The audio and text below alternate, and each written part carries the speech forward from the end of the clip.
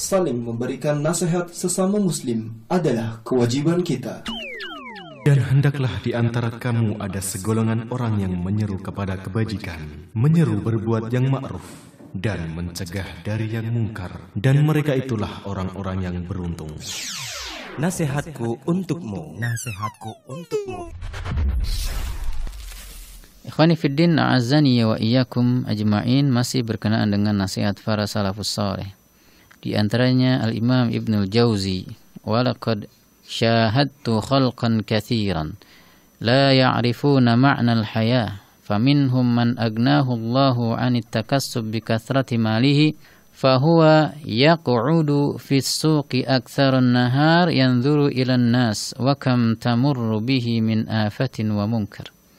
Ibnul Jauzi berkata, aku banyak sekali menyaksikan manusia-manusia yang mereka tidak memahami makna dari kehidupan ini yang sesungguhnya.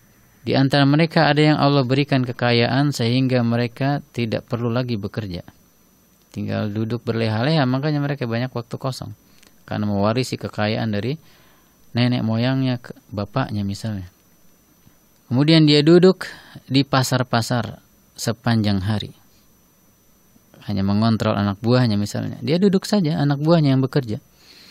Yanzuru ilan nas, melihat semua manusia yang hilir mudik, lalu lalang. Wa kam tamurru bihi min afatin wa munkar. Padahal namanya di pasar adalah berapa banyak hal yang melupakan kita dari berzikir kepada Allah dan kemungkaran. Bukankah kita pernah mendengar sabda Rasulullah, sebaik-baik tempat di muka bumi adalah masjidnya dan seburuk-buruk tempat adalah pasarnya.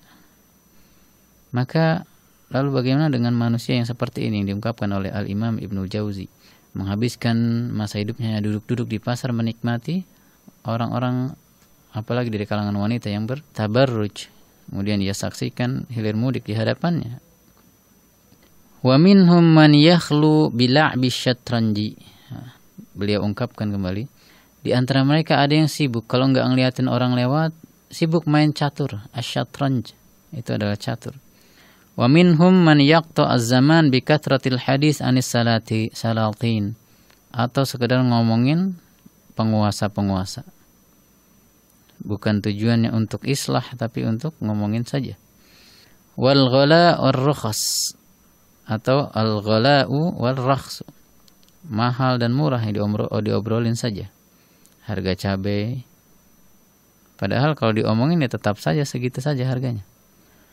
Ikhwani fiddin rahimani wa iyyakum ajma'in, masih berkenaan dengan ucapan para salafus saleh.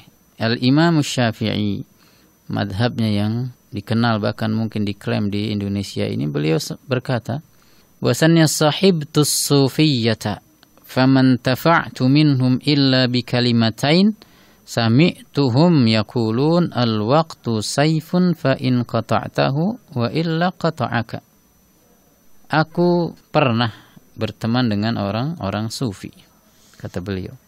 Dan aku tidak pernah mengambil manfaat dari mereka kecuali hanya 2 kata. Artinya lebih banyak madaratnya. Yaitu apa yang mereka ucapkan? Waktu itu bagaikan pedang. Ini kalimat pertama. Kalau engkau tidak memotongnya, maka waktu itu yang akan memotongmu. Atau yang sering kita dengar dalam mahfudhat atau al-hikam, yang sebenarnya kalimat Imam Syafi'i ini seperti ini bunyinya di dalam Al-Jawabul Kafi liman sa'ala 'anid dawa'i syafi, bahwasannya al-waqtu kas-sayfi in lam taqta'hu qata'aka. Redaksinya mirip dan sama saja sebenarnya. Waktu itu bagaikan pedang, kalau engkau tidak memotong pedang itu yang akan memotongmu, artinya dari lawanmu. Maka pergunakanlah waktu sebelum waktu menggilas kita. Karena apa? Kalau waktu sudah berlalu, tak akan ada yang mampu untuk mengembalikannya, sebagaimana tak ada yang mampu mengembalikan atau menghentikan matahari yang terus bergulir di peredarannya.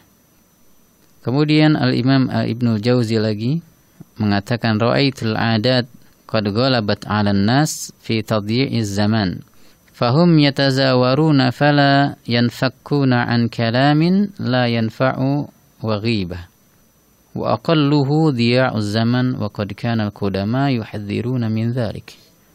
Aku menyaksikan adat, kebiasaan-kebiasaan yang telah mengalahkan manusia Berupa apa? Dalam menghilangkan, menyia-nyiakan waktu. Mereka saling mengunjungi, ngobrol sana-sini. Wala yanfa', dan tidak bermanfaat obrolannya. Wa ghibah, bahkan menggibah. Kita tahu betapa besar dosa ghibah. Dosa yang diakibatkan oleh lisan ini begitu besar.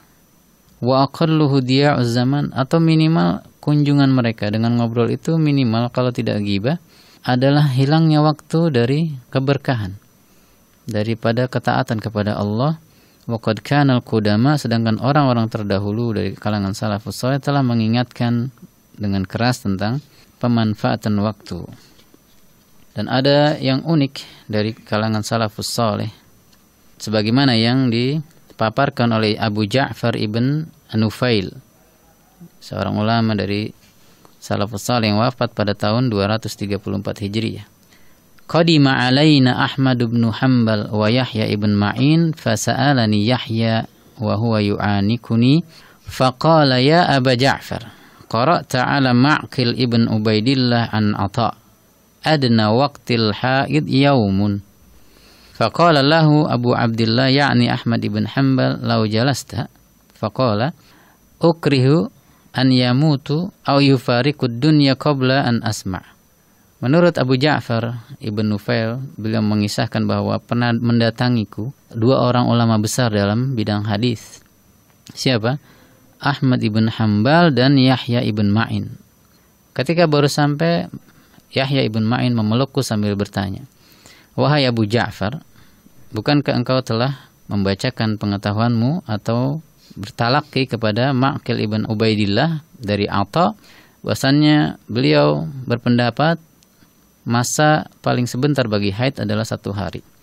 Maka kemudian Ahmad ibn Hanbal mendengar percakapan itu berkata, "Wahai Yahya ibn Ma'in, duduk dululah, jangan tanya dulu, baru juga ketemu." Istilah kita seperti itu.